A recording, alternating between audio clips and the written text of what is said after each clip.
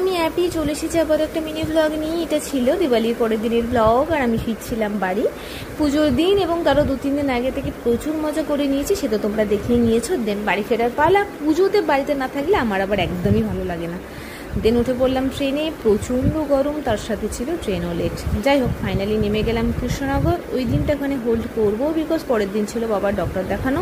দেন বাড়ি গিয়ে ফ্রেশ হয়ে লাঞ্চ করে ঝটপট রেডি হয়ে বেরিয়ে পড়লাম আমি আর দিদি প্যান্ডেল হপিং, তার সাথে ভাইফোঁটার শপিং করতে।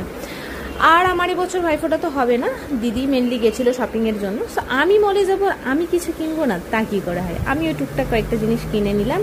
দেন দুজনে মিলে বেরিয়ে পড়লাম কিছু প্যান্ডেল হপিংয়ে। এখানে দেখতে পাচ্ছ কি ক্রেজটাই না ছিল। যাই হোক, আমাদের কৃষ্ণনগরবাসীদের আলাদাই কিন্তু এনার্জি। দেন একটু খেয়ে নিলাম ফুচকা আর আমার পছন্দের মোমো। তোমরা কে কে মোমো খেতে ভালোবাসো অবশ্যই জানিও। আর এখানে বাড়ির ঠাকুরগুলো ছিল যেগুলো বিসর্জন হচ্ছিল, তো সেগুলো একটু দেখলাম। দেন কিছু মিষ্টি নিয়ে নিল দিদি। দেন বাড়ির উদ্দেশ্যে রওনা। So that's it for today, tata.